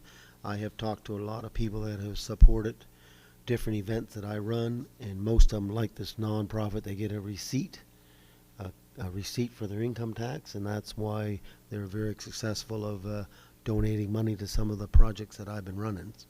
So I'm interested in keep working hard at this Kings County Recreation exhibition, or whatever you want to call it, with a huge barn, 500 feet by 80, be the first attempt for something. But I won't be voting for it because I'm not going to wait for a recreation facility to be built. We have one up at the Old Orchard Inn, the indoor tennis and pickleball court. They're out fundraising, trying to make their event successful. And I'd like to say that I'd love to have the County of Kings on board with it, but I think we need to set up an agreement with different stakeholders and have a non-profit organization so we can give out official receipts. Thank you.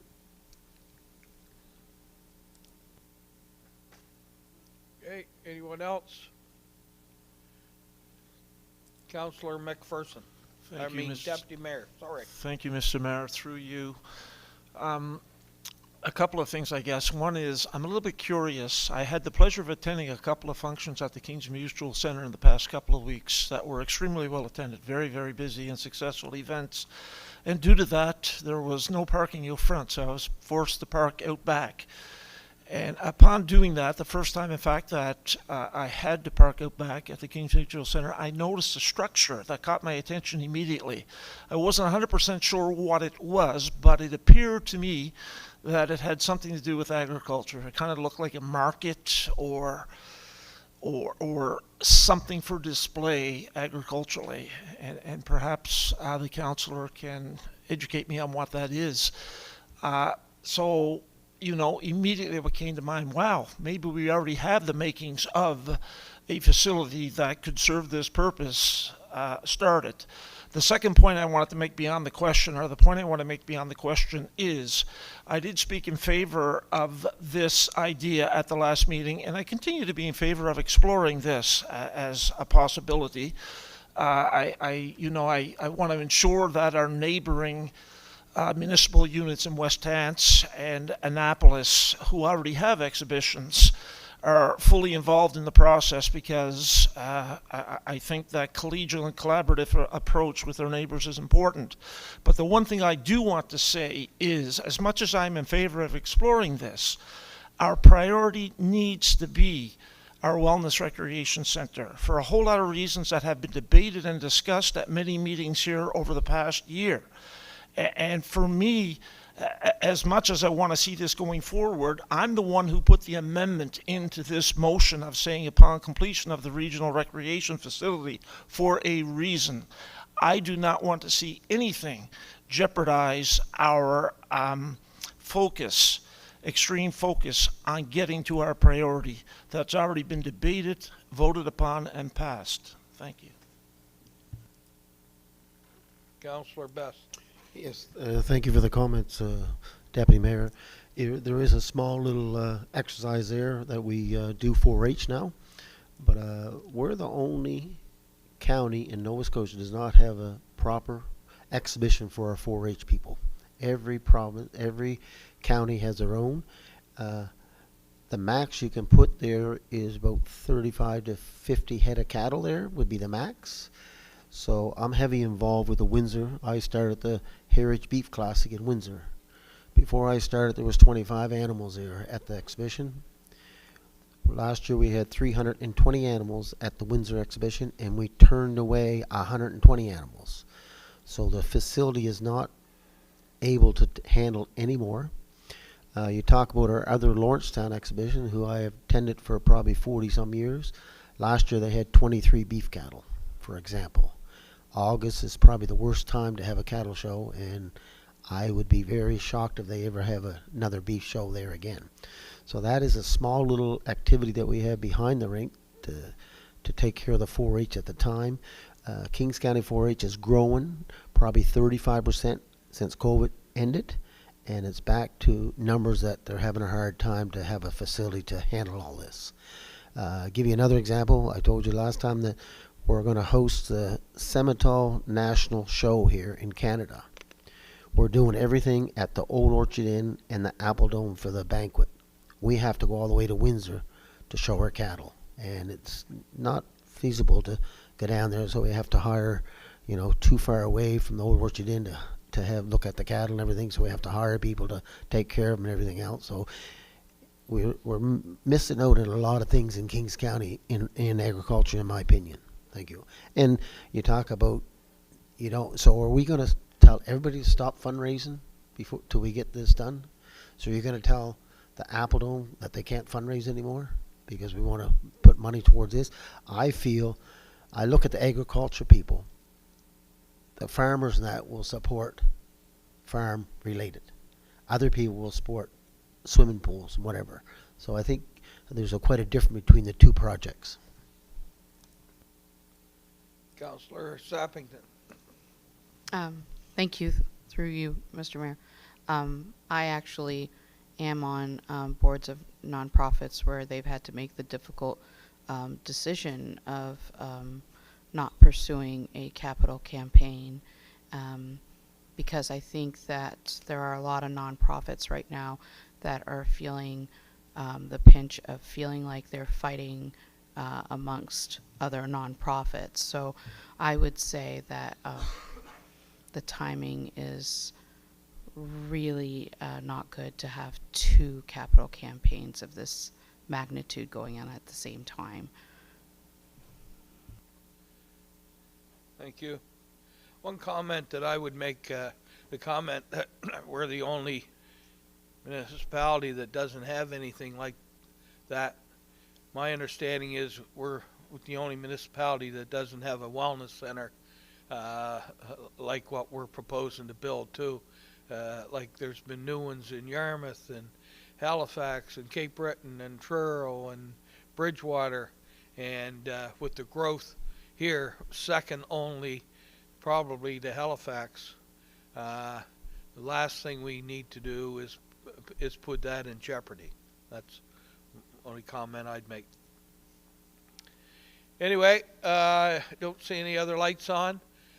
Are we ready to vote on this? Okay, we have a mover and a seconder. All those in favor or against, please vote accordingly.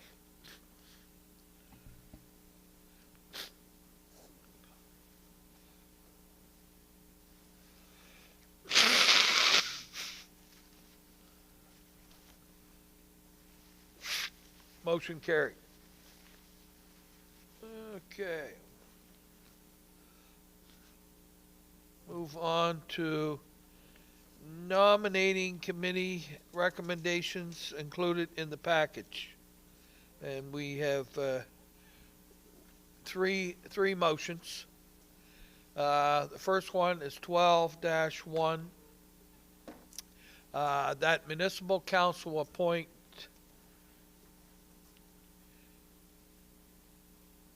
Young Joe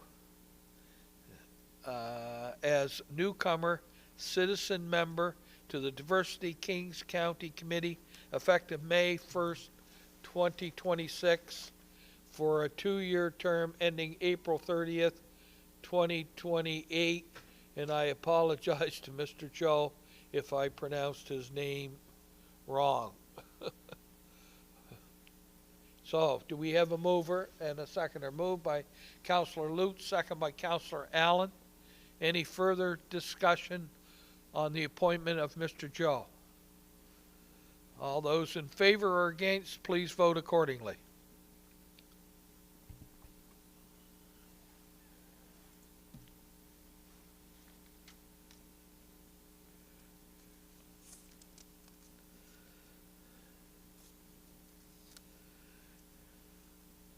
Motion carried. Okay. The next citizen appointee, the Municipal Council appoint Christian Curryvan as citizen member to the Diversity Kings County Committee effective May 1st, 2026 for a 2-year term ending April 30th, 2028. Do we have a mover and a seconder? Moved by Councilor Harding, second by Councilor Sappington. Any further discussion? All those in favor or against, please vote accordingly.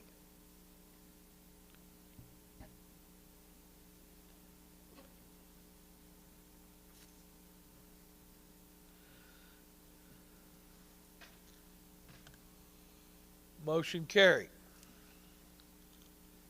And the third and final one, finally one I think that I can get right, that Municipal Council appoint Mark Alaban,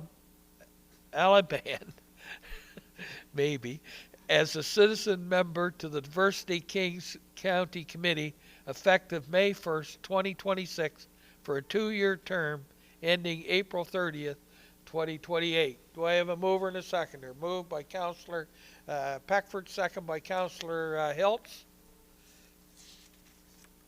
All those in favor or against, please vote accordingly.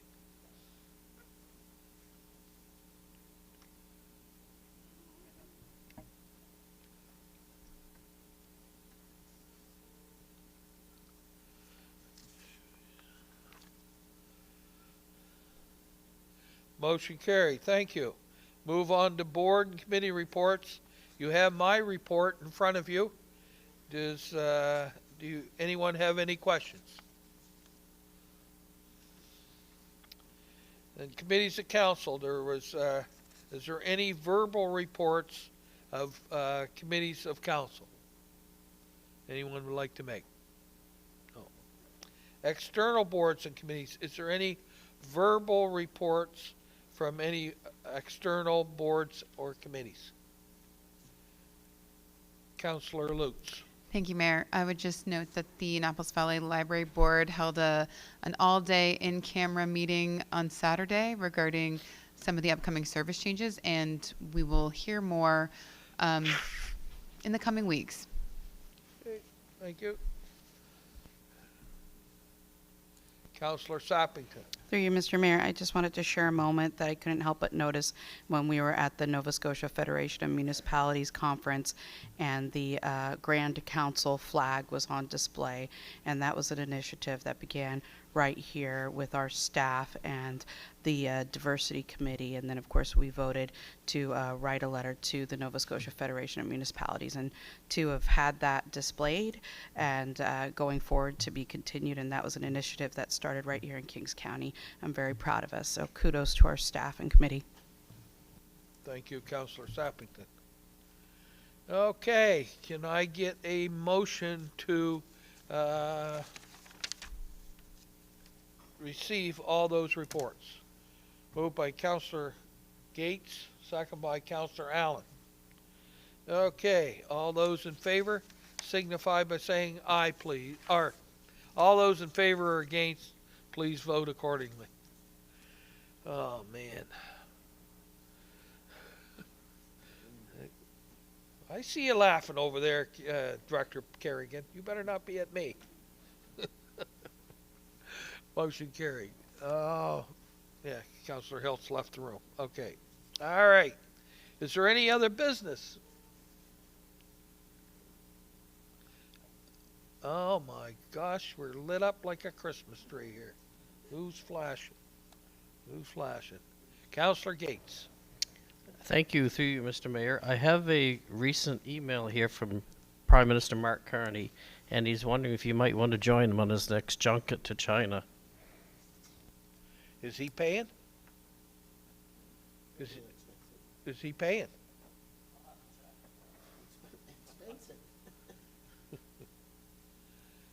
Councilor Sappington. Thank you. I just I'd go wanted to Barbados. I just wanted to invite the public to our special police advisory board meeting going on tomorrow at 6 o'clock here. Okay, thank you. Councilor Best. Yes, I'd just like to give you a good story. We had the Apple Dome dinner and auction, which the mayor and the deputy was attended it. We had 46 volunteers that night to help us out. We raised just a little over $38,000. And on top of that, Eaton Valley gave us a $30,000 donation. And the province of Nova Scotia, since we bought a new electric Zamboni, gave us another $20,000. And Margie Lamb gave us $10,000. So we had an incredible night. And we're continue to fundraise to keep that rink operating. It's most expensive recreation sport right now in Kings County is arena, and it's need lots of money to keep it operating. Great, thank you. All right, we'll move on to comments from the public. You're not going back up there. All right, we're going to move on then. We need a motion to go into a closed session, of which we will be returning to a public session. So, can I have a mover to go into closed session? Moved by Councilor Lute, second by Councilor Sappington. All those in favor or against, please vote accordingly.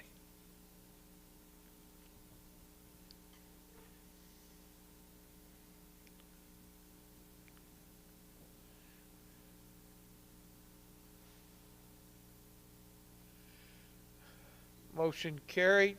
I think what we'll now do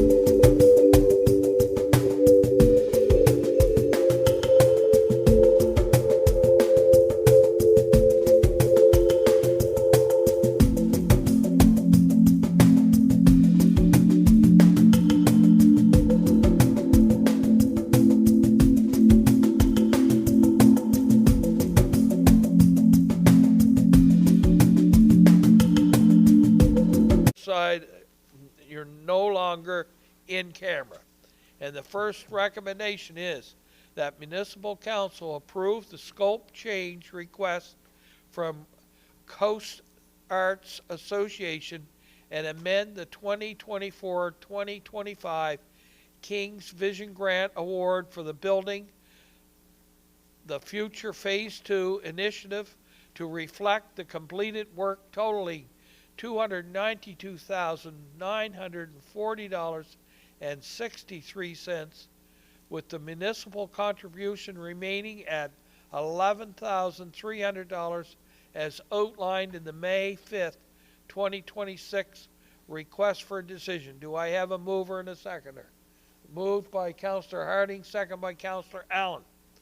All those in favor or against, please vote accordingly.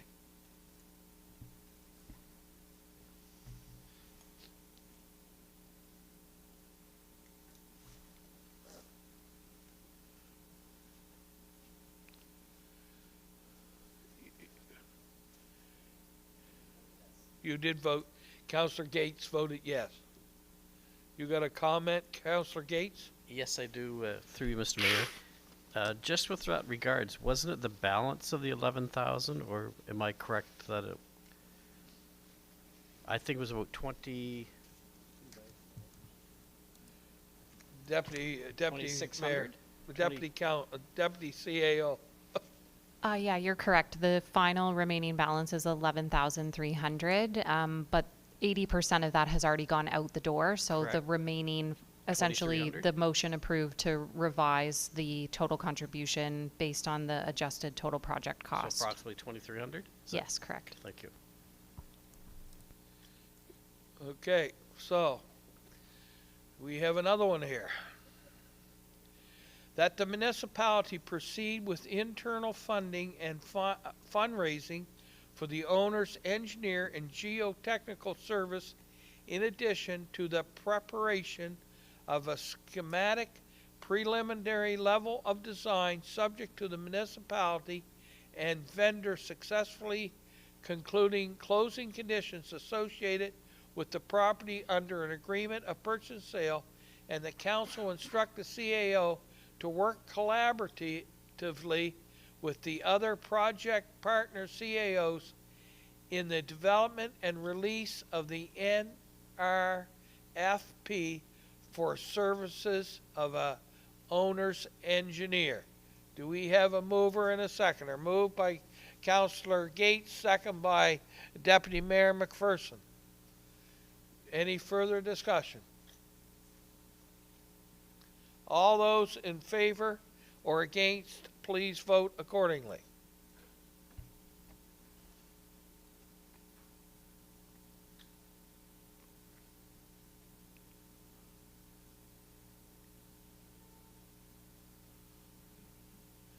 Okay, motion carried. Was that it, or we got one more? Nobody wants to go home now, do they? What? All right. I declare this meeting adjourned. Can I do that? Do I have the power to do that?